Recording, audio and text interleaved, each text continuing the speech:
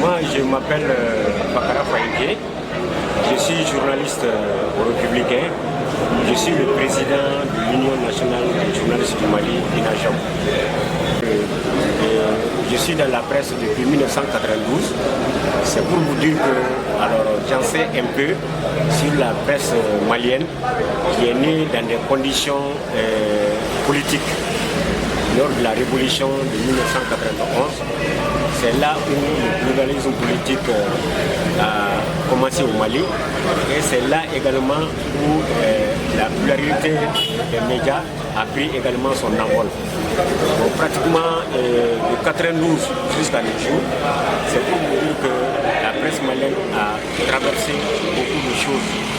Il s'agit là aujourd'hui de vous dire qu'il y a eu un changement profond en ce qui concerne la presse malienne, parce que la digitalisation de la presse avec les réseaux sociaux, ça a complètement changé le paysage politique de la presse, le paysage de la presse malienne plutôt. La digitalisation a été une avancée très remarquable, ce qui a complètement changé les données au niveau des médias. Sinon, c'était la radio, c'était la moindre mesure les télévisions qui n'étaient pas aussi nombreuses, sinon la presse écrite et les radios. Mais aujourd'hui, vous avez vu que la presse a complètement changé avec le temps et la digitalisation a complètement changé la presse dans son ensemble. Vous savez, l'ancien président, j'ai nommé Ibrahim Famaran Koulibaly, qui était le président de l'Union nationale des journalistes du Mali, paix à son âme, a été le premier, c'est-à-dire à penser qu'aujourd'hui au Mali, il faut une convention collective de la presse. Parce que par rapport à la sous-région, moi j'ai été dans différents pays de la sous-région, on a constaté qu'il y a une convention qui est là, qui lie vraiment les entreprises de presse et leurs journalistes. Et pratiquement c'est cette convention qui prend en compte les préoccupations majeures des journalistes. C'est cette convention qui permet aux journalistes d'être à l'amont. C'est cette convention qui permet aux journalistes d'être à l'INPES.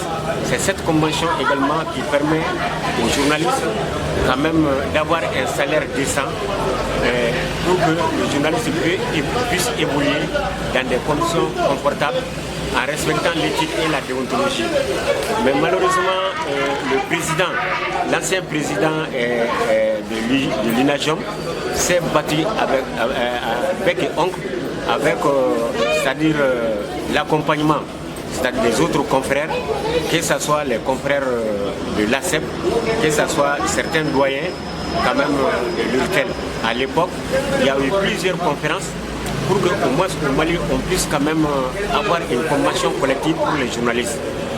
Il y a eu plusieurs réunions et effectivement, on s'était mis d'accord sur quelque chose qu'on a transmis, c'est-à-dire au niveau de l'Assemblée nationale qui a été votée.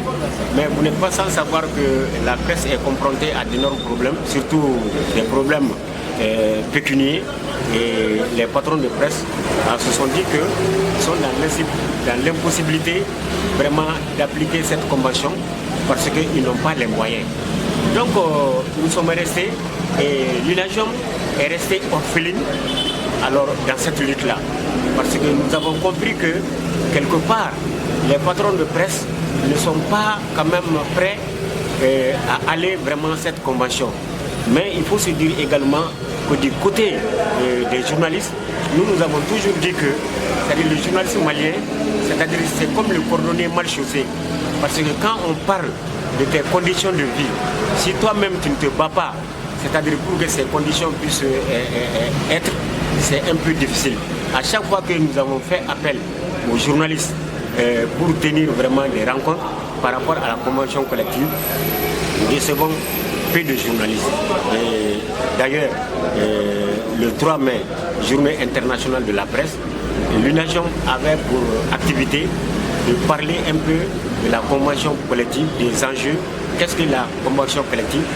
qu'est-ce que le journaliste peut gagner s'il est dans cette convention. Mais nous n'avons pas vu beaucoup de journalistes bénis.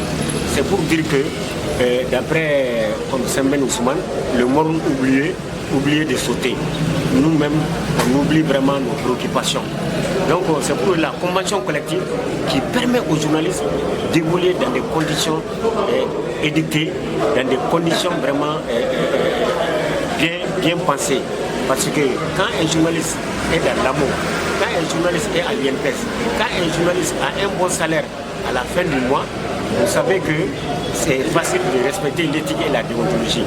J'ai toujours dit qu'on pense autrement dans un château que dans une chaumière, comme l'a dit le philosophe. C'est-à-dire un journaliste qui est mal payé, un journaliste qui n'est pas à l'INPS, un journaliste qui n'est pas à l'amour, qui court derrière le pain quotidien, ce journaliste est faible. Ce journaliste ne peut pas respecter l'éthique et la déontologie. Ce journaliste est sujet vraiment à une corruption. C'est pour vous dire que la convention collective, c'est-à-dire l'éthique et la déontologie, passera par la convention collective. C'est ce que j'ai toujours dit partout où j'ai été. Donc nous, on continue à se battre et la maison de la presse qui a vraiment engagé la refondation vraiment de la presse malienne, c'est-à-dire a mis vraiment la convention collective dans ses prérogatives. Mais on nous a dit que pratiquement pour que cette convention puisse être appliquée, il faut qu'il y ait l'indexation de l'aide à la presse au budget de l'État. 0,1%, ça fera des milliards et pratiquement tous ceux qui vont bénéficier vraiment de l'aide à la presse seront obligatoirement soumis vraiment à appliquer cette convention. Donc la lutte est dans ce cadre-là. Même on a écrit une lettre à la HAC, c'est ce que la HAC a dit. La HAC aussi a pris en compte cette convention. Donc c'est pour dire que la balle est dans le camp des autorités. Et l'UNAJOM invite toujours nos autorités vraiment à voter ces textes-là pour mettre les journalistes à l'abri vraiment des tentations, à l'abri vraiment pour que les journalistes puissent être équilibrés dans son travail. Donc c'est pour vous dire que sans la convention politique, il n'y aura pas de presse digne de ce nom dans ce pays. Nous restons toujours dans la lutte. C'est pour te dire que c'est la lutte de l'Union nationale des journalistes du Mali. C'est pour vous dire que nous, on est syndicat. C'est pas pour défendre, nous défendons les intérêts matériels et moraux des journalistes. Donc nous avons toujours clamé haut et fort partout où nous avons passé. C'est cette convention qui est notre préoccupation. C'est cette convention vraiment qui est la préoccupation majeure de l'Union nationale des journalistes du Mali. Et nous n'allons pas baisser les bras. Nous sommes toujours optimistes. C'est pour ça que je vous ai dit que la HAC quand même a pris ça en compte, la maison de la presse aussi a pris ça en compte et c'est dans les prérogatives de la maison de la presse. Le président de la maison de la presse, Baliou Dante, que je remercie beaucoup, c'est-à-dire a pris la convention collective en main. Et depuis Sirou, jusque pratiquement toutes les rencontres qu'on a eues, on a parlé vraiment de cette convention.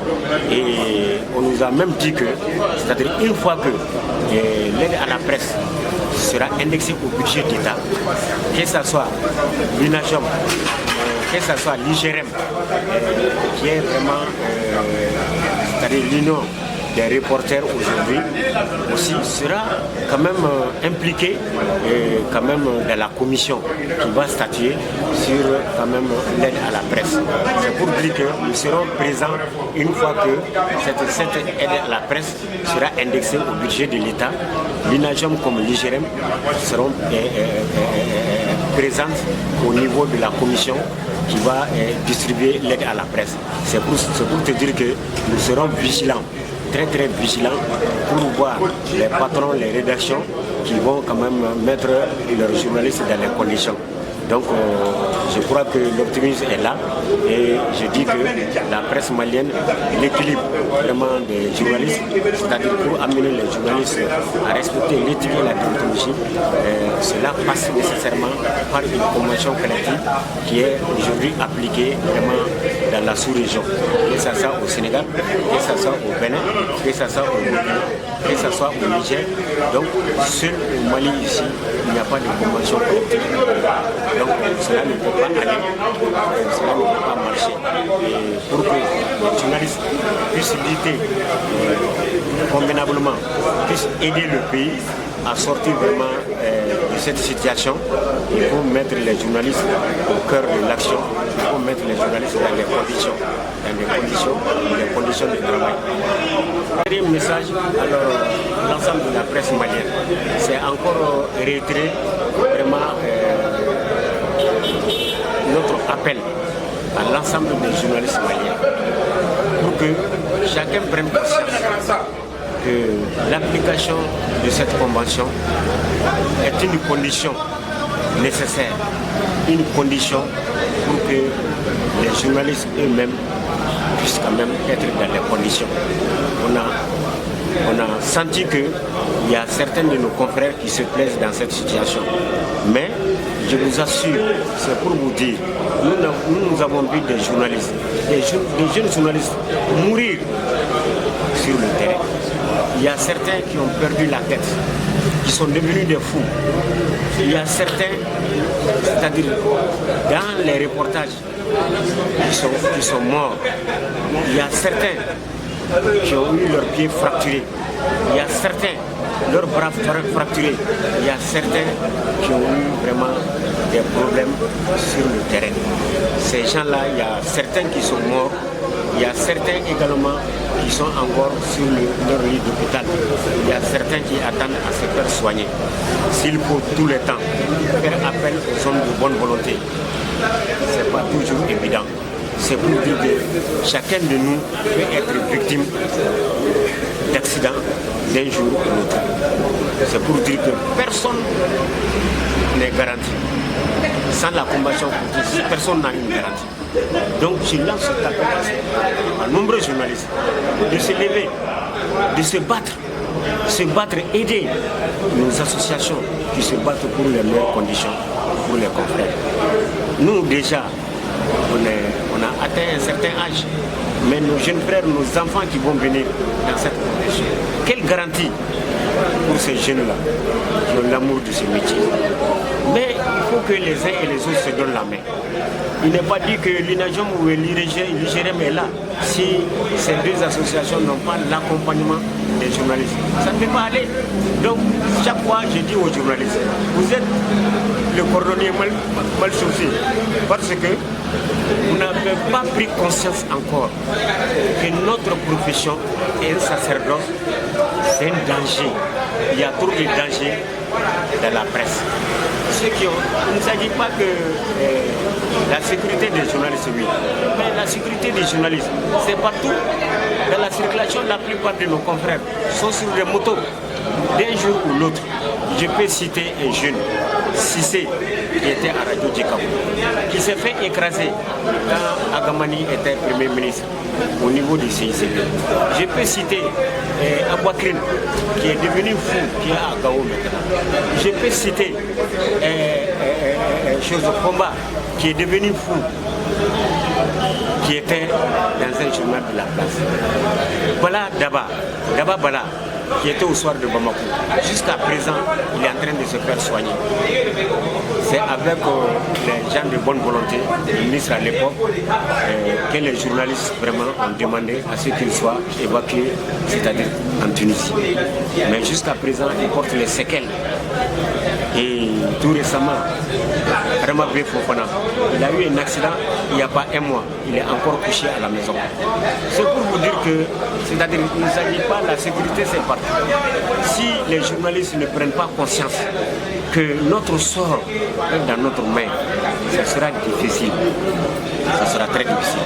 Il faut faire des émissions, il faut faire des reportages, comme vous venez de faire.